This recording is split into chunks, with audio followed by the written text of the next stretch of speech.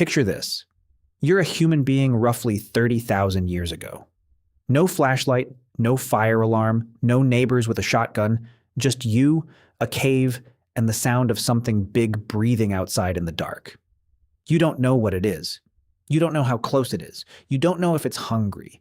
And by the time you figure any of that out with your own 2 eyes and 2 ears, it's probably already too late. Now here's the twist. That something in the dark, for thousands of years, humans didn't fight it off with spears, fire, or big brains alone. They survived it because of an animal that, biologically speaking, had every reason to eat them instead of help them. Dogs. Not the fluffy little guy snoring on your couch right now. We're talking about wolves. Actual apex predators with jaws that could snap a deer's spine, choosing, for reasons that still make scientists argue at conferences, to hang around campfires instead of hunting the people sitting next to them, and somewhere in that bizarre standoff between two very different predators, something clicked. That click didn't just give us a pet. It gave our species a cheat code. And without it, there's a very real chance you wouldn't be here reading this because your ancestors wouldn't have made it past a couple of brutal winters. So let's talk about why ancient humans were basically walking snack-sized mammals without dogs, and how teaming up with the scariest animal in the forest turned out to be the smartest move our species ever made. Let's rewind the clock. Somewhere between 20 and 40,000 years ago, depending on which researcher you ask and how loudly they're willing to argue about it at a conference, humans and wolves start showing up in the fossil record a little too close together for comfort. Not as predator and prey, as neighbors. Here's the thing. People get wrong about this whole story. Nobody walked into a forest, found a wolf puppy, and decided, you know what, I'm going to raise this future adult killing machine in my home. That's not how it happened, and honestly, thank God, because that plan would have ended in tragedy roughly 100% of the time. What actually happened is way weirder and way more interesting. Human camps produced trash, bones, scraps, leftover carcasses, the parts of a kill nobody wanted to fight over. And wolves, being opportunistic animals who are not above eating garbage if garbage is easier than chasing an elk through a swamp, started sniffing around the edges of these camps. Most wolves took one look at humans, felt every survival instinct scream, predator with fire and sharp sticks, and bolted. But not all of them. Some wolves had a slightly different wiring, a little less fear, a little more curiosity, a little more tolerance for being near these strange, upright creatures who smelled like smoke and made a lot of noise. And here's where evolution does its favorite trick.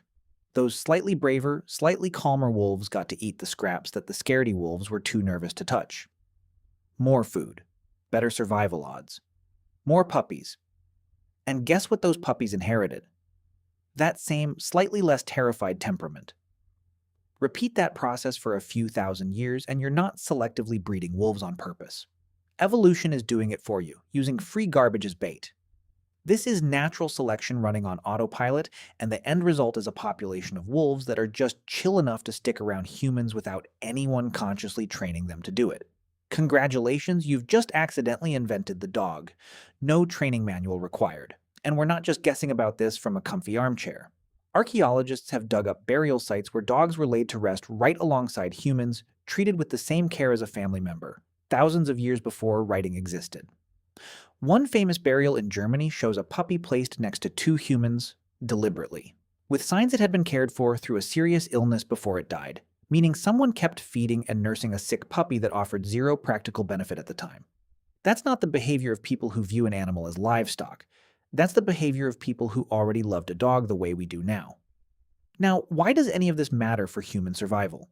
Because ancient humans had a problem that no amount of intelligence alone could fully solve. They were, biologically, kind of unimpressive, slow, weak grip strength, compared to most predators, terrible night vision, a sense of smell so bad it's almost insulting to actual animals. Humans survived on brain power and tools, sure, but brain power doesn't help much when a cave lion is already 3 feet away and you didn't hear it coming. Wolves, on the other hand, came factory installed with everything humans were missing.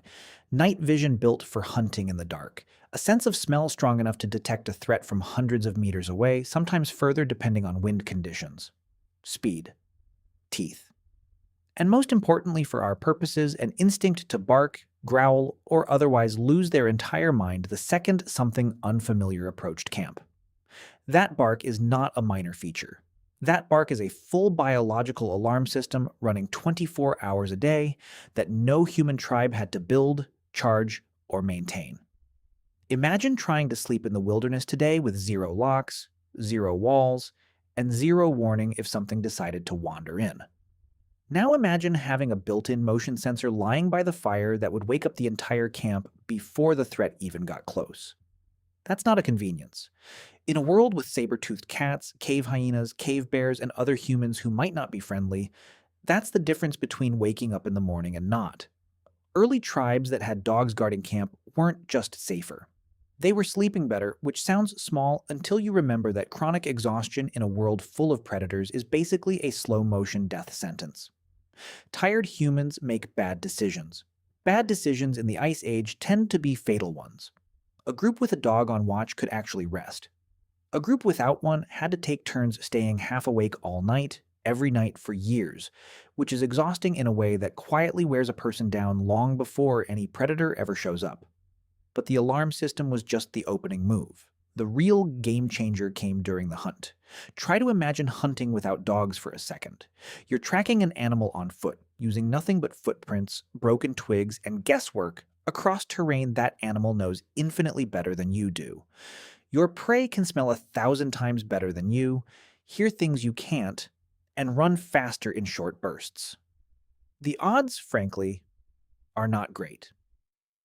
Early human hunts without assistance often ended in nothing. Hours of walking, tracking, sneaking for a result of exactly zero dinner and a very awkward walk back to camp. Now add a dog to that hunt. Suddenly you've got a partner who can smell prey from unbelievable distances, track a wounded animal for miles without losing the scent even after it's crossed a stream or doubled back through brush, and run it down or corner it long enough for humans to catch up and finish the job. Some researchers estimate that hunting success rates with dogs could jump dramatically compared to hunting alone, though exact numbers vary by study and region. Even a modest boost matters enormously when the difference between a good hunt and a bad one is the difference between your kids eating this week or not. And it's not just tracking. Dogs could flush prey out of hiding, corner larger animals that a lone human wouldn't dare approach on foot, hold a wounded animal at bay by circling and snapping until the hunters arrived, and even take down smaller game entirely on their own, occasionally sharing the kill without complaint. In exchange, humans gave dogs access to a food supply that was more reliable than anything available in the wild, plus protection from other predators who might otherwise see a lone wolf as competition or a snack. It's not charity from either side. It's one of the earliest and most successful business partnerships in history, and neither party had to sign anything, mostly because neither party had invented paper yet. Here's a fun way to think about it. Every single advantage that made ancient humans dominant, tool use, teamwork, adaptability, meant almost nothing at 2 a.m. in an unfamiliar forest with no natural night vision and no early warning system. Dogs filled in exactly the gaps evolution left in human biology. It's like humans were playing this brutal survival game with half their character stats missing, and dogs showed up as the world's best cheat code, filling in senses and abilities we simply didn't have, free of charge in exchange for scraps and belly rubs that hadn't technically been invented yet either. Let's talk about warmth for a second, because this one gets overlooked constantly. Ice Age winters were not the kind of cold you complain about while waiting for a bus. We're talking about temperatures that could kill an unprepared human overnight, no exaggeration. Clothing helped, fire helped more, but you know what else helps when you're trying not to freeze to death in a shelter with gaps in the walls? A warm-blooded, heat-radiating animal curled up next to you, running a body temperature higher than yours and perfectly happy to share it. There's actually an old saying, 3-dog night, referring to how cold a night was based on how many dogs you needed sleeping next to you to stay warm. 1-dog night, chilly. 3-dog night, you're basically fighting for your life. Ancient humans figured this out long before thermodynamics had a name, and dogs became a literal breathing heating system that also happened to bite intruders. Multifunctional, efficient, better than anything else available at the time, frankly better than some modern camping gear that costs more than a used car. Now let's talk about the predators themselves, because this is where the stakes get real. Ice Age landscapes weren't just cold, they were crowded with things that wanted to eat you. Cave lions larger than modern African lions, cave hyenas that hunted in packs and could crush bone with their jaws, short-faced bears that could look a human in the eye standing on two legs. By the way, if you want to go even deeper into the secret lives of ancient humans, I just launched a full course called The Secret Lives of Ancient Humans. 10 modules, 3+ hours of content covering everything we never talk about on YouTube. What they feared, how they communicated, what hunted them, and much more. Plus an exclusive PDF guide included.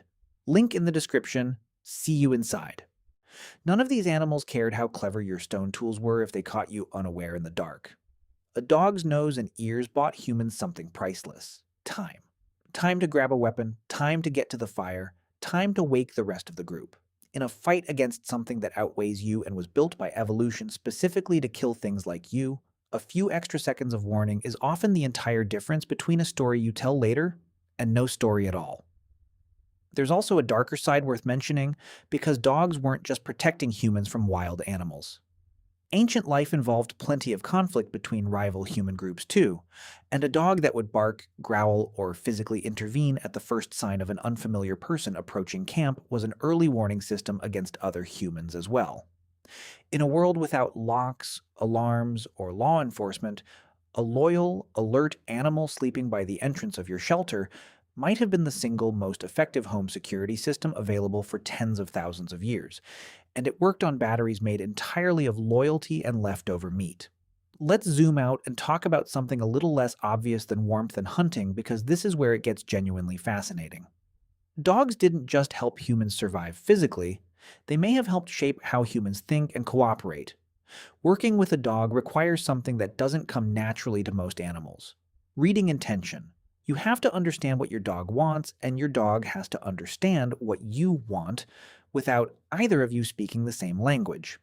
That back and forth, that constant negotiation of gesture, tone, and body language is basically a training ground for social intelligence. Some researchers argue that living closely with dogs may have nudged human communication and cooperation skills forward. Since a species that can coordinate with a completely different species is a species that's gotten very, very good at reading intentions in general, a skill that turns out to be extremely useful when coordinating with other humans too. And there's a biological reward baked into all of this. When humans and dogs make eye contact, both species release oxytocin, the same bonding chemical involved in the connection between a parent and a child. That's not a coincidence dogs happened to stumble into. That's a genuinely rare thing in the animal kingdom, a cross-species bond that triggers the same chemistry as family attachment. Ancient humans weren't just working alongside a useful animal. On a neurological level, their brains were treating that animal like family, which probably made the whole cooperation thing a lot more stable than a purely transactional relationship would have been. Transactions break down the moment one side stops benefiting. Family bonds, for better or worse, tend to stick around a lot longer than that. This partnership also helped humans move. Literally, as human groups expanded into colder, harsher environments further north than earlier ancestors had ever bothered to go. Dogs went with them and eventually started doing something even more useful than hunting: hauling.